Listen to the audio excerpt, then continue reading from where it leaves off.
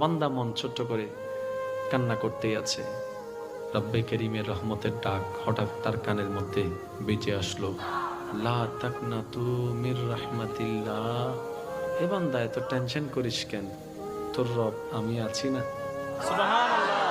মাওলা জাহান্নামে নিয়ে যাওয়ার জন্য শয়তান আমাকে দিয়ে অনেক গুনাহ করাইছে, সেই গুনাহগুলো এখন তো পাহাড়ের পরিমাণ কিংবা আসমানকে ছুঁয়ে যাচ্ছে, এত গুনাহ।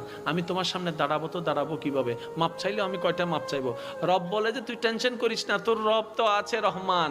আরে আমি তো অনেক আগেই অ্যানাউন্স করে দিয়েছি, আমি রব গজবের উপর রহমতকে প্রাধান্য দিই, গজবের উপর রহমতকে প্রাধান্য দিই। তোর টেনশন করার দরকার নাই বান্দারে।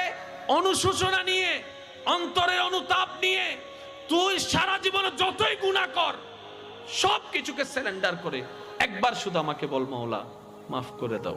তুমি তো রহমান, তুমি তো রহমান, তুমি তো রহিম, তুমি তো গফফার, তুমি তো